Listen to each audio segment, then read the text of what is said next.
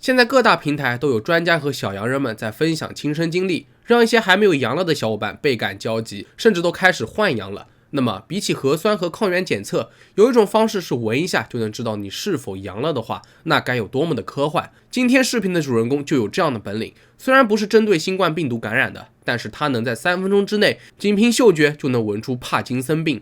没想到吧，竟然还有这种诊疗方法。也正因为他这种超能力，科学家们进行了临床测试，造福了全人类。如果有越来越多的人像他一样可以闻出不同疾病的味道，我想整个世界的医疗水平将会进入一个新的纪元。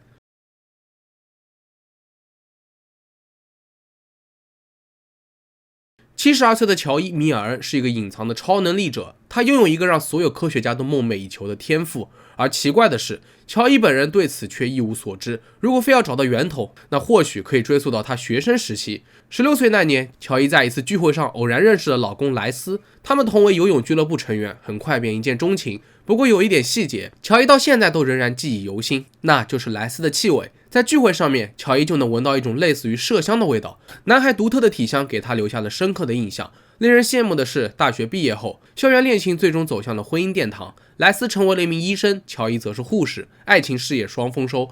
不过从结婚后的第10年开始，乔伊就抱怨这体香怎么还会变质呢？因为莱斯的身上开始出现了一股强烈的酵母气味。起初他们都以为是医院里面带回家的，并没有在意。后来乔伊发现气味越来越大，她经常误以为是丈夫不爱干净导致的，可丈夫自己压根就闻不到这怪味，为此两人经常吵架。到后来战火进一步升级，因为乔伊发现莱斯根本就像是换了一个人一样，她越来越没有耐心，变得喜怒无常。就这样又过了大概10几年，乔伊发现丈夫身上的气味主要集中在肩膀和脖子处，她还会频繁做噩梦，浑身发抖，像是出现了睡眠障碍。在她的极力劝说下，莱斯才同意去医院接受检查。果然莱斯被诊断出来了帕金森病，这一年她才45岁。在接下来的20年里面，这对夫妇辗转于各种治疗方法，为了让彼此振作起来，他们参加了一个帕金森患者的支持小组，希望能从其他病友的治疗经验当中有所收获。根据乔伊回忆，当天他们有些迟了，等走进房间后，里面已经聚集了不少人。让她意外的是，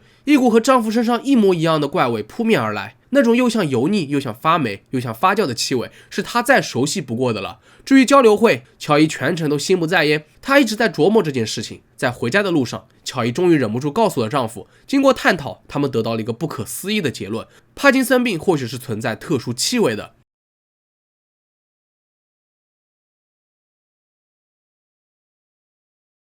身为医生，莱斯立刻察觉到这是一项前所未有的发现。最关键的是，乔伊竟然在他确诊帕金森病的10年前就已经嗅到了异味。假设乔伊确实拥有这项天赋，那是不是就意味着帕金森病是可以通过这种方式被预测出来的？很快，这对夫妻立刻联系了爱丁堡大学帕金森病的研究人员蒂洛·库纳斯。起初，蒂洛直接反驳了他们，这种神经退行性疾病怎么会有气味呢？可事实证明，疾病确实会散发出某种特殊的气味，狗能够闻到，人类或许也可以。在这里就不得不提到一条叫做克里夫的比格犬。2012年，他被称为狗医生，因为他可以嗅出粪便样本当中难以辨别的梭状芽孢杆菌，简称艰难梭菌。这是一种厌氧性细菌，通常寄生于人类的肠道中。如果过量服用某些抗生素，这种细菌会产生肠青素，造成胃肠道感染。最重要的是，它会通过粪口传播途径，所以为了避免传播，早期监测尤为重要。只不过检测过程会耗费大量的时间和金钱，严重耽误病人的治疗。这个时候就要狗医生出场了，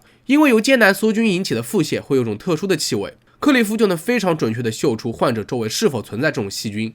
据说他的本领大概率是遗传而来的，因为克里夫的爸爸就是条非常优秀的警犬，经常出入于各种犯罪现场进行嗅探。自从克里夫的本领被发现后，很快就接受了专门的训练，果然学习成果不负众望。克里夫的检测速度非常快，一旦闻到艰难梭菌的味道，他就会坐在感染者身边来示意给医生。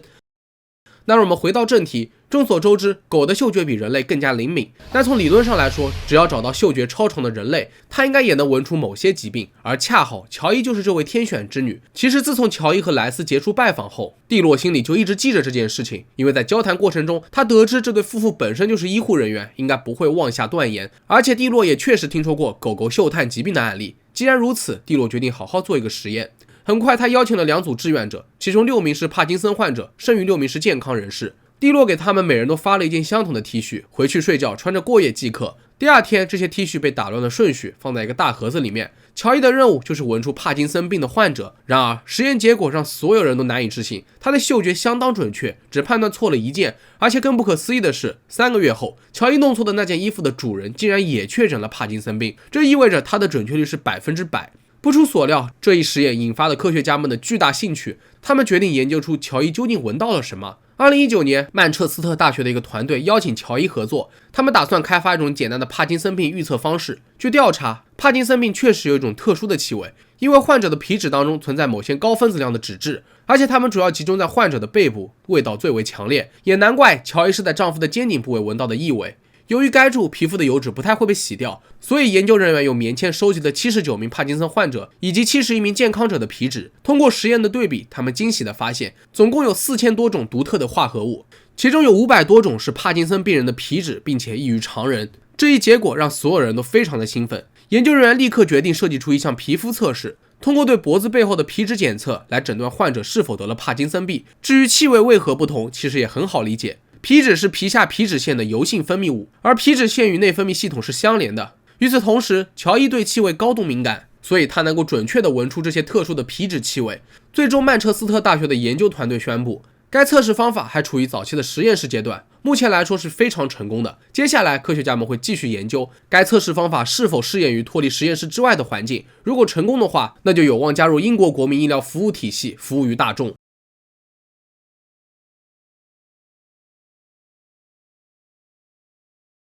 迄今为止，帕金森病仍是无法治愈的疾病，只能通过药物缓解症状。这病非常刁钻，需要数年甚至数十年才会出现明显的症状，比如震颤、睡眠障碍等等。如果能够提前诊断出帕金森病，便可以进行预防，大大减轻它对身体的破坏。所以乔伊的坚持是非常有意义的。其实早在2015年6月，莱斯在临终前曾嘱咐过乔伊一定要继续研究下去。悲痛欲绝的乔伊当然最能理解帕金森病家庭的痛苦，他知道如果能够早点诊断出来，他们一定会花更多的时间陪伴在彼此身边。乔伊很后悔，多年来她误解了丈夫的情绪波动，两人也没少因此而吵架，到头来都是疾病惹的祸。因此，乔伊暗下决心，为了丈夫也为了其他患者，她必须坚持下去。作为超级嗅觉者，乔伊的经历让世界各地的科学家都为之振奋。如果没有他的坚持，后续的一切都统统不会发生了。而这对于帕金森病的研究历史来说是前所未有的突破。因此，许多科学家都邀请乔伊合作，看看他能不能闻出癌症、肺结核等其他疾病。根据乔伊透露，超级嗅觉者的烦恼也不少，就比如他从不会挑人多的时候去超市，因为太多的香水味会让他感到不适，而且他经常会在路上给人诊断出帕金森病，但他一直很犹豫要不要告诉当事人。为此，乔伊还特地咨询过医学伦理学家，得到的建议是不要，因为对方是不会领情的。就目前的情况来说，大部分医生都无法接受病人报告说有一个女人闻到我会得帕金森病，我该怎么预防。乔伊表示理解，但他坚信这样的场景绝对会在未来实现。最后有一个问题，如果你是乔伊的话，会告诉路人你要得帕金森病了吗？可以在评论区告诉我，人家信不信我不知道，我只知道在当下的社会当中，这样的言论也许会逃不掉一顿毒打。好了，开个玩笑，本期视频到这就结束了。如果各位觉得视频做得还不错的话，也别忘了点赞、收藏和投币。我是真人，咱们下期视频再见吧。